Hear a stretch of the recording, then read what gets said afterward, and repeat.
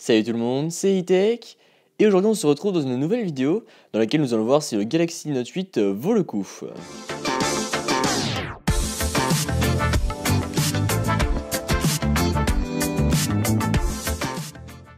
Donc on commence sans plus tarder par le design.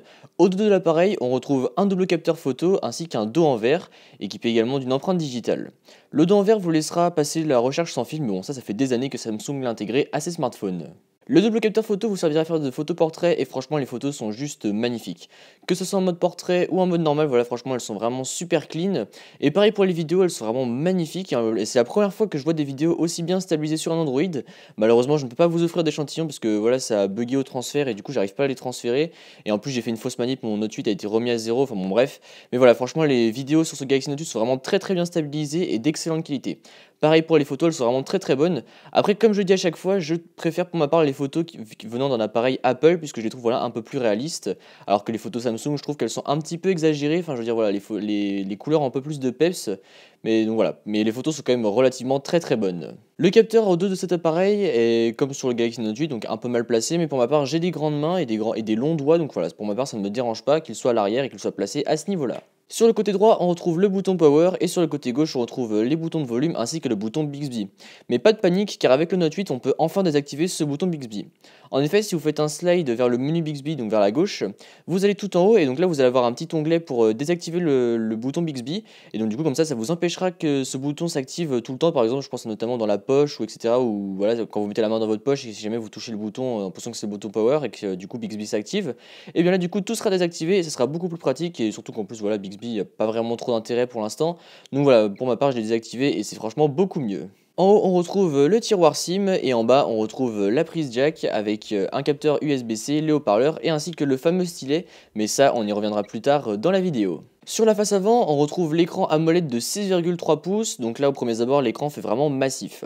L'écran est de définition AMOLED et pour moi c'est Samsung qui fait les meilleurs écrans du marché, cet écran est juste magnifique. Après, à voir avec l'écran de l'iPhone X, parce que voilà ça va être un écran OLED Retina, donc je pense que ça va être pas mal.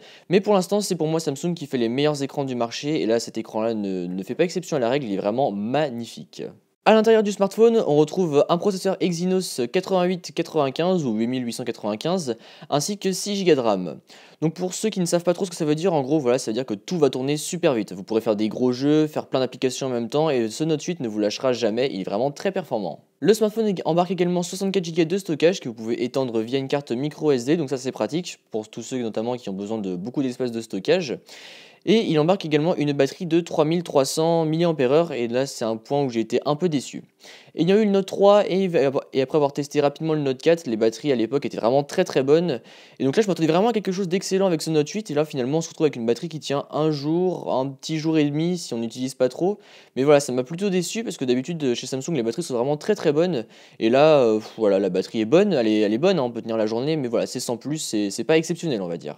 Le smartphone est waterproof et ça c'est un bon point car encore une fois pour moi tous les smartphones devraient être waterproof, c'est pour moi une norme partout sur chaque smartphone. Parlons maintenant de la partie qui fait de la gamme Note une gamme à part entière, c'est le stylet. Donc sur le stylet de ce Galaxy Note 8 vous pouvez faire plein de trucs. Déjà, lorsque vous l'enlevez de son encoche et que l'écran est éteint, vous pouvez prendre des notes sur l'écran éteint et ça c'est vachement pratique. Par exemple, vous êtes dans la rue, quelqu'un vous dit bon bah est-ce que t'as un papier pour noter ça? Et là tu dis soit tu dis merde parce que du coup t'as pas de Galaxy S8 et là c'est ton Galaxy Note 8 pardon et là si tu sors ton Galaxy Note 8 tu fais oui hop et là tu prends la note du numéro de téléphone, du mail etc. On remet le stylet et hop la note s'enregistre directement et tout ça sans avoir allumé le smartphone et donc ça je trouve ça vraiment super pratique. Après, si l'écran est déverrouillé et que vous enlevez le stylet, vous allez avoir plusieurs petites actions. Vous allez pouvoir créer une note, éditer les notes, faire des messages animés un peu comme sur iOS. Et voilà, vous avez pas mal de fonctionnalités qui sont vraiment super bien. Vous pouvez également faire des captures écran très précises, modifier des photos, etc. Enfin voilà, les fonctionnalités sont vraiment nombreuses. Ce stylet pourra également servir si vous faites pas mal de montage photo, voilà, si vous êtes un photographe et que vous aimez faire des beaux montages photos, ou si, je sais pas, si vous aimez faire des miniatures sur votre smartphone par exemple, eh bien le stylet vous sera vraiment très pratique. Après, est-ce que le stylet va vous être utile? Bah, ça va dépendre de vos utilisations. Encore une fois, si vous êtes par exemple, moi, je sais que le stylet, voilà, j'ai eu le Note 8 pendant quelques jours Et ce stylet, j'ai juste eu, voilà, je l'ai utilisé deux trois fois pour rigoler avec et tout, mais je trouve que voilà, pour moi, c'est quelque chose qui c'est pas un intérêt quand j'achète le Note 8. Donc après, du coup, au final, ce Note 8, est-ce qu'il vaut le coup? Bah déjà, tout simplement, le stylet, c'est ce qui va faire la grosse différence. Si jamais vous voulez, vous êtes sûr que vous allez vous servir du stylet et que ça va rentabiliser votre achat, bah là, foncez sur le Note 8.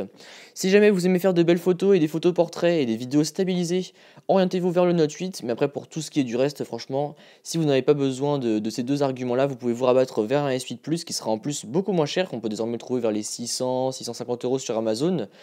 Donc voilà, après, ça dépend vraiment de vos utilisations, mais après, si vous avez, encore une fois, pas besoin du stylet ni des nouvelles fonctionnalités de photo, je vous recommande plus d'acheter un S8 Plus qui fera largement l'affaire. Donc voilà, c'est tout pour cette vidéo, j'espère qu'elle vous a plu. Si c'est le cas, comme d'habitude, n'hésitez pas à mettre un pouce bleu, à me suivre sur les réseaux sociaux qui se trouveront dans la description et à vous abonner. Allez, salut!